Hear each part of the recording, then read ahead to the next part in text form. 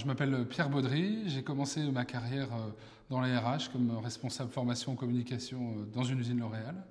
Puis j'ai continué dans le conseil, toujours autour du sujet qui me passionnait, qui continue à me passionner, qui était l'apprentissage chez l'adulte, comment l'adulte apprend. J'ai fait plusieurs cabinets de conseil, jusqu'à créer mon cabinet, la spécialiser sur le management de l'innovation. Il y a des liens assez étroits entre l'apprentissage et l'innovation, et c'est ce qui m'a mené à créer mon cabinet Inoco. En parallèle, j'ai des activités d'enseignement. J'enseigne dans une école qui s'appelle l'ISIT, la sociologie et le management.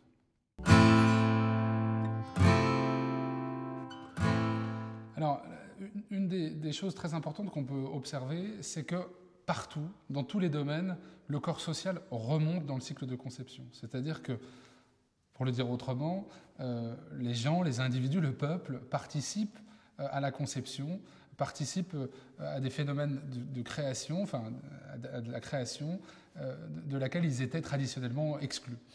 On pense en premier lieu à l'informatique et des méthodes agiles, l'idée étant de faire participer l'utilisateur du logiciel, de la solution qu'on est en train de développer, à la conception.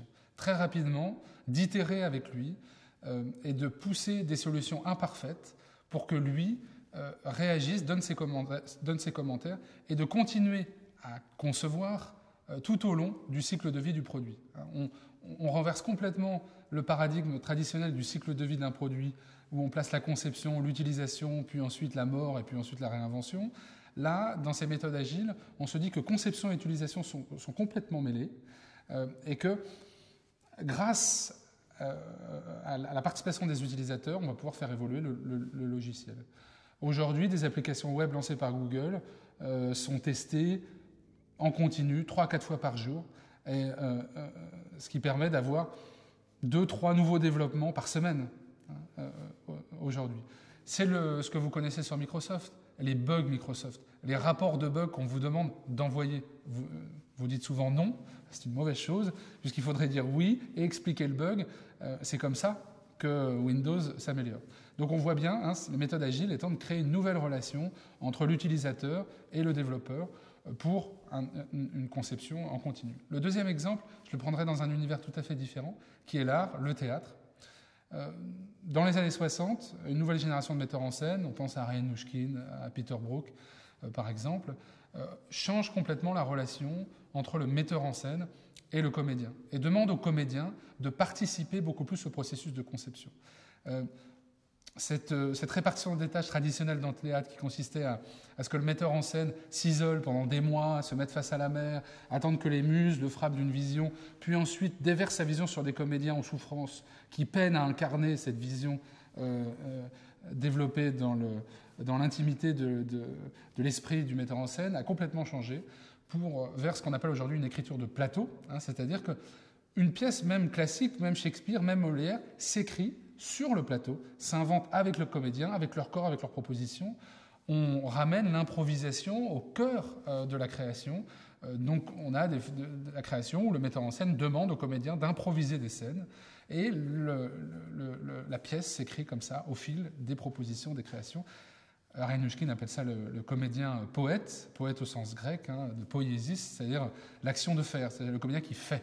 Pas juste le comédien qui reçoit et qui incarne la vision, mais le comédien qui participe à la production. Donc l'informatique, la création artistique. Le troisième exemple, c'est l'émergence de l'économie collaborative.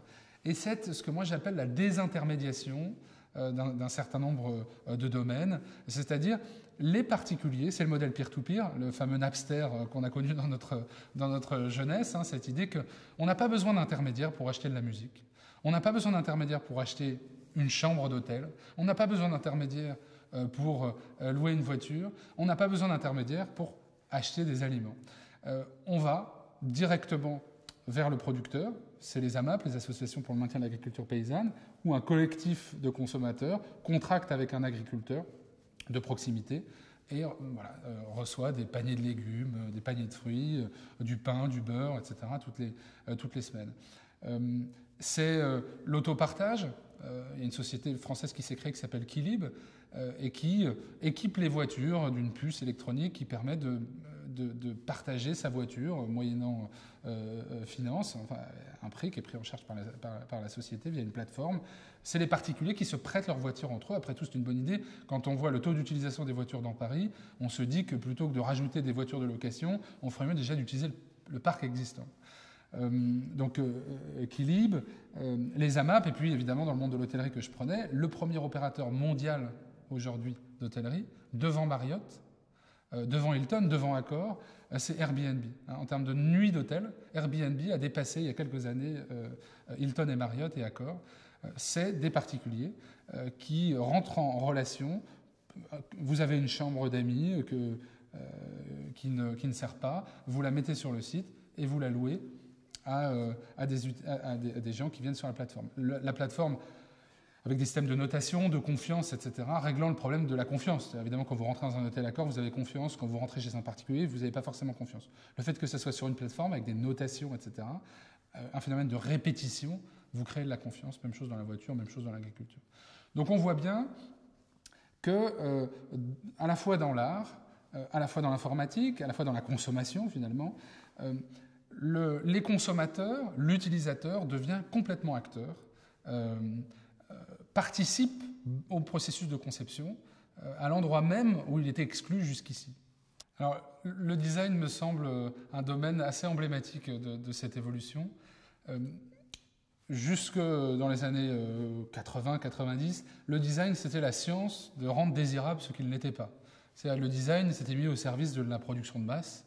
Je ne sais pas si vous êtes déjà allé dans une usine automobile ou dans une usine qui produit des robots ménagers, mais ça n'a rien de désirable à la sortie de chaîne. Il faut tout le génie du design et du marketing pour le rendre désirable à travers une forme, à travers une couleur, à travers une communication, pour qu'il soit acheté et qu'il véhicule tout un tas de désirs et de valeurs tout à fait désirables.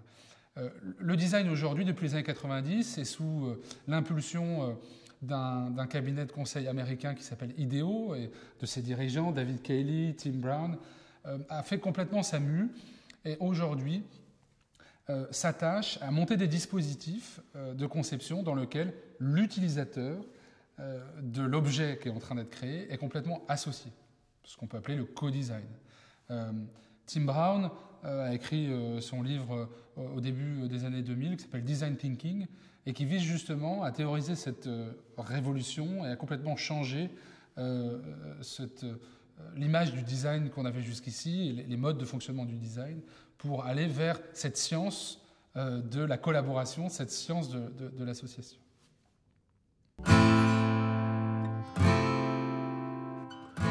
Pourquoi tout ça émerge en même temps? Pourquoi cette remontée du corps social dans la conception, dans tous ces domaines?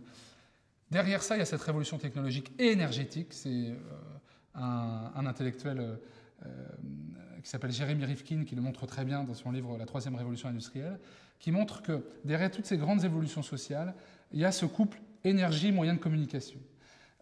Aujourd'hui, le moyen de communication dominant, c'est Internet. Et ce moyen de communication distille un système de pouvoir beaucoup plus diffus, décentralisé, beaucoup plus horizontal, dans lequel il n'y a pas de centralisation des pouvoirs. Et ça vient profondément changer la société, ça vient profondément changer les modes de relation entre les consommateurs, les entreprises, etc. Puis le deuxième élément important, c'est la révolution énergétique, c'est-à-dire qu'on évolue vers des moyens de production énergétique beaucoup moins centralisés. Alors en France, évidemment, on a le nucléaire, mais on évolue vers les panneaux solaires sur la maison, les éoliennes, etc.